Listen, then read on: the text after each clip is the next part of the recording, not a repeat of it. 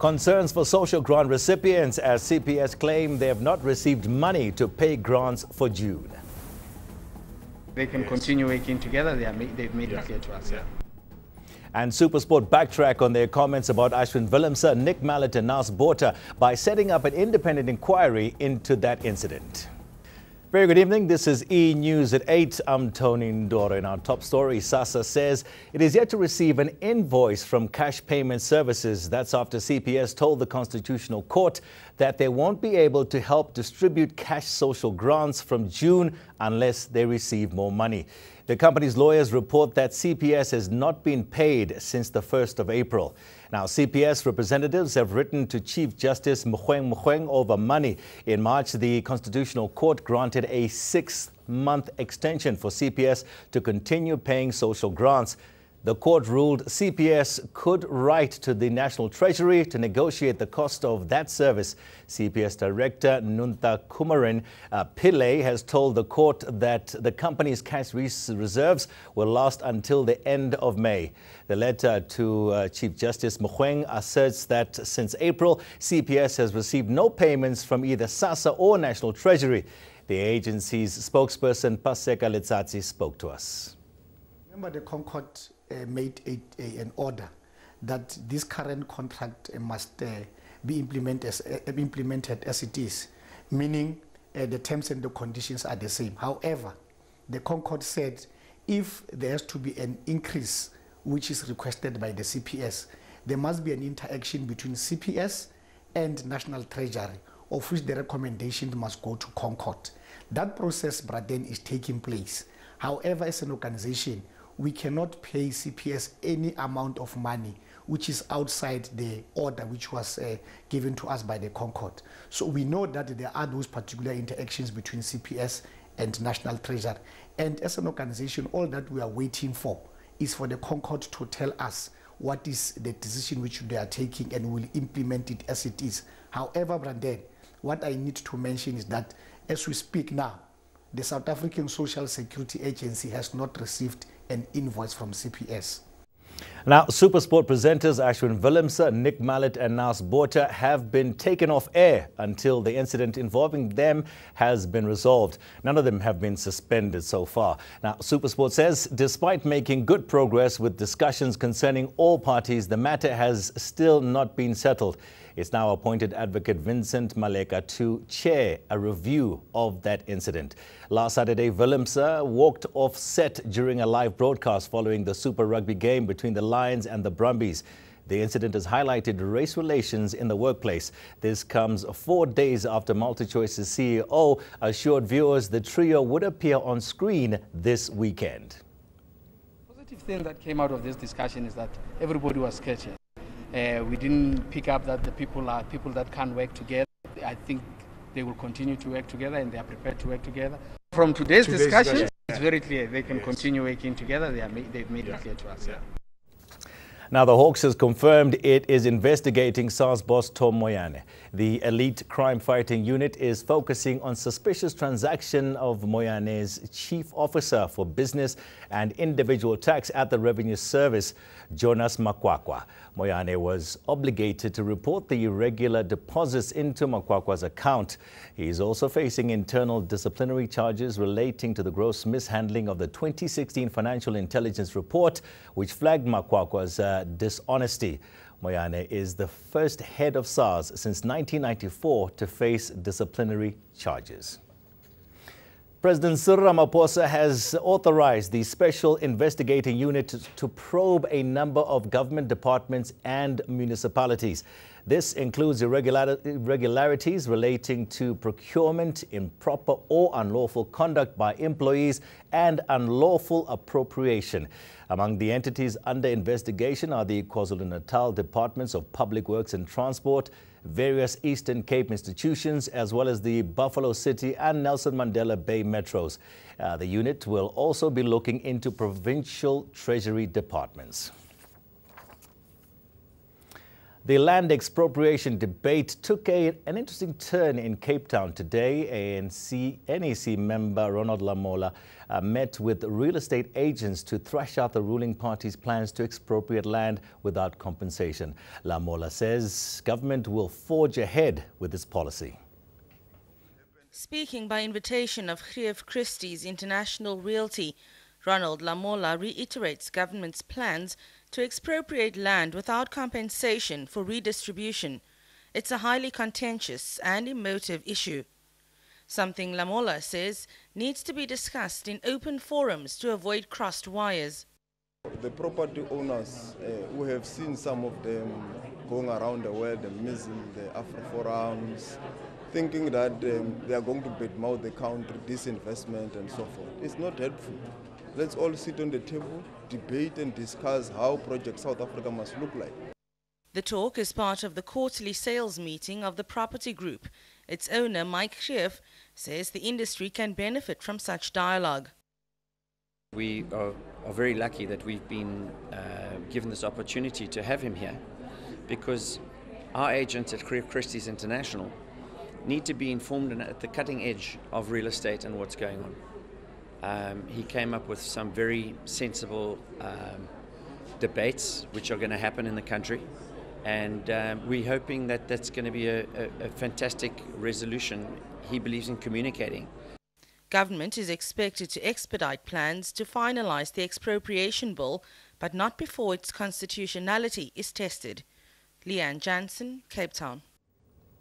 The head of security for the Ekurhuleni municipality is working on a plan to protect the province's auditing staff. On Tuesday, a team from the KwaZulu-Natal Auditor General's office stopped work after they reportedly received death threats.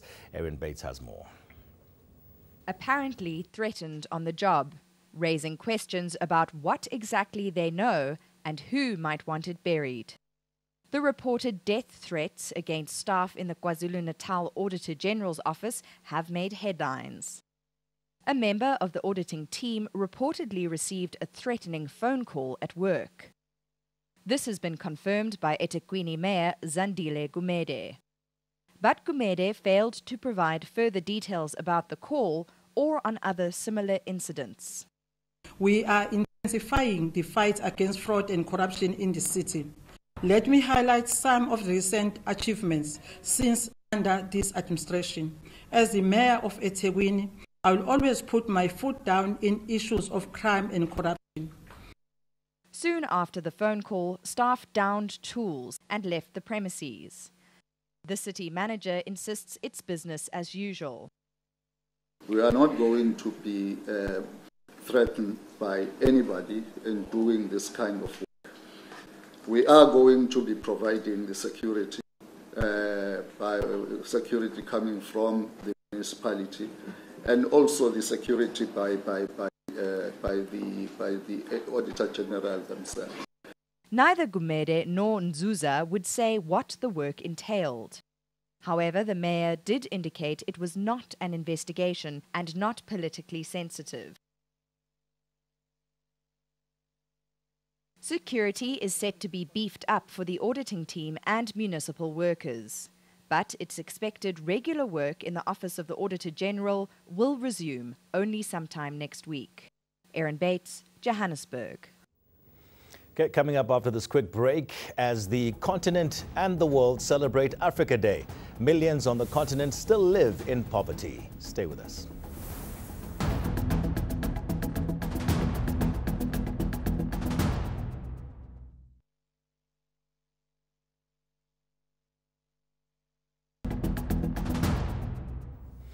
Welcome back. Now, consumers who purchased SA Express tickets will now need to fly either SAA, SA Airlink or Mango Airlines. This comes after the Civil Aviation Authority grounded the airline due to safety issues. SA Express is also under severe financial pressure. The airline will have a tough job in the coming months to prove it is still worthy to fly. Heidi Jokos brings us more. It may take months before SA Express planes are allowed to fly again. The South African Civil Aviation Authority grounded 9 out of the 21 aircrafts due to serious safety concerns.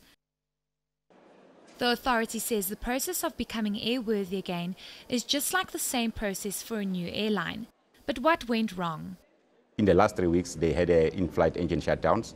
We asked them to prove to us what have they done, and we could find nothing that they've done in order to remedy or investigate the occurrence itself. They've lost a significant number of personnel. Several of the aircraft are on the ground because they didn't have a space to maintain those aircraft. SAA has now stepped in and will take on SA Express's passengers. What is important for us is to join hands as partner airlines and assist SA Express. The flights have been put in place. We should be able to operate. We should be able to update information, and there is no reason for them to panic. Public Enterprises Minister Praveen Gordhan revealed on Thursday that the embattled carrier paid over 5.7 million rand to the Gupta-linked Trillion Capital without following due processes. The airline has seen a number of leadership challenges, including engineers, technicians and pilots, resulting in serious technical issues. Heidi Jakos, Kempton Park. Is the African Union vocal enough in fighting challenges on the continent? Today marks 55 years since the founding of the Organization of African Unity, the predecessor to the African Union. Now, Africa Day commemorates Africa's independence, its freedom and liberation. But Africans remain amongst the poorest people in the world.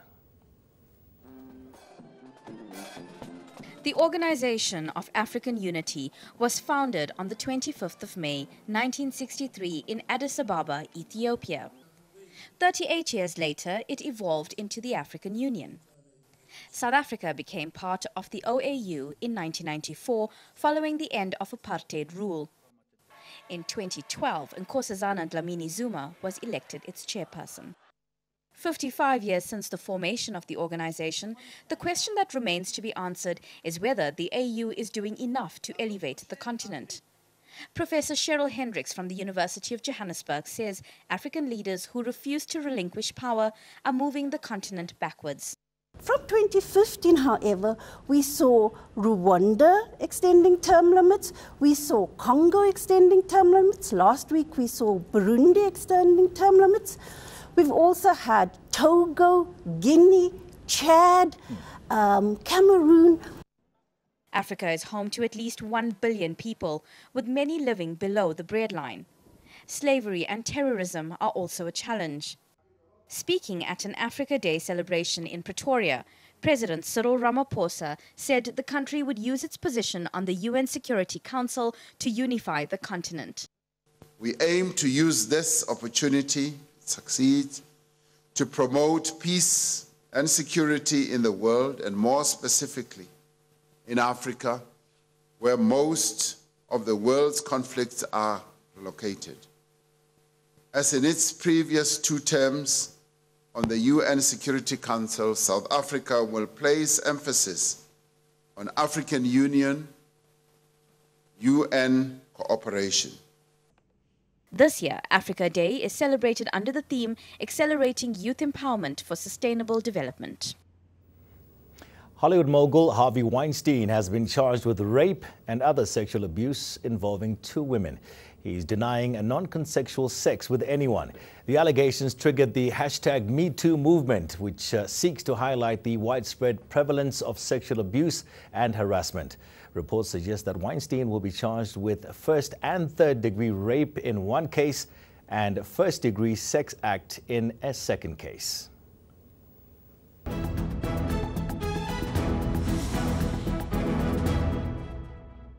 Well, let's take you through our headlines for tonight. Concerns for social grant recipients as CPS claim they have not received money to pay grants for June. And SuperSport backtrack on their comments about Ashwin Willemse, Nick Mallet and Naas Botha by setting up an independent inquiry into the incident. Coming up after the break, we bring you sports news, and South Africa's Kevin Anderson could face world #1 Rafael Nadal in the French Open quarterfinals. We'll bring you the details. Stay with us.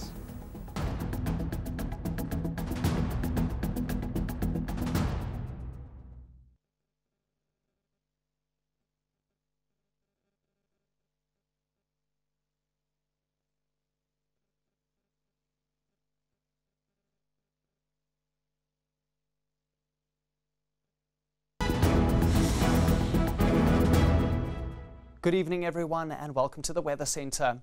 A cold front passing over the southern parts of the country brought cool conditions to the region, as well as showers all across the southern coastline, in particular around Port Elizabeth, where it was a cloudy and wet day. Heading into Saturday, that front makes its way out to the east of the country. We still expect showers to develop along the Eastern Cape coastal belt, while much of the rest of the country will be clear and dry, but later on in the day it becomes cloudy into parts of KwaZulu-Natal, and there could be some evening drizzle for parts of that province. The Northern Cape, on the other hand, can expect a sunny Saturday. It is going to be a chilly morning over the province, but not too bad in the afternoon for most areas. A lovely day expected for the Western Cape. Temperatures climbing into the low 20s, but for Vredendal, a maximum of 26 degrees is expected. The Eastern Cape stays quite cool with showers for the coastline. Port Elizabeth, though, you are expected to dry up. Aliwal North starting off with an overnight low of 0 degrees Celsius. In KwaZulu-Natal, most of the day will be dry, but as we've seen, by evening there could be drizzle pushing in for some areas. And in Mpumalanga, it's going to be a dry Saturday, slightly cooler for some areas, but still temperatures should at least get to 20 degrees for the afternoon.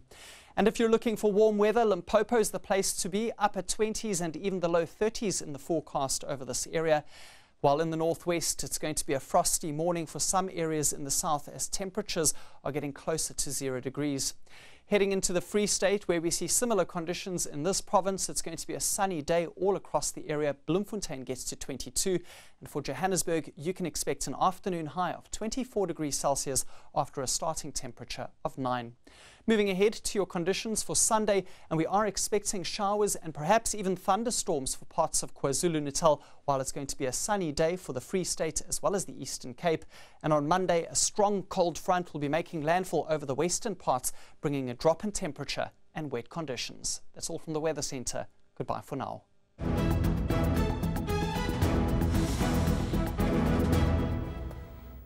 South Africa has won gold at the prestigious Chelsea Flower Show in London. The country showcased its natural beauty and diversity in the Kirstenbosch exhibit. It's South Africa's 36th gold medal at the show. We spoke to one of the designers of the exhibit. A big honor for us. We were a bit nervous at times, but I guess I hope we made South Africa proud again. This year's theme for the garden was iconic landscapes. It's where we fuse together South African flora, which we have such an enormous diversity of, and cultural aspects of it too. So we mix the people and the plants together, and the public absolutely loves it. Yeah, so it's a quick trip around South Africa. So we start in Kirstenbosch, and the Fynbos part of South Africa, which is a very it's a very unique part of the world and a very small part of the world, and those plants only occur there. So we start there and focus on that, with the backdrop of Table Mountain, and then we move up to the west coast, which at the moment is starting to flower with all the Namaqualand flowers, and that we showcase too, more of a diversity in climates too. And then we move up to the northern parts of South Africa, the more bushveld plants, the more harsher and thorny plants. So it's a quick overview of the country.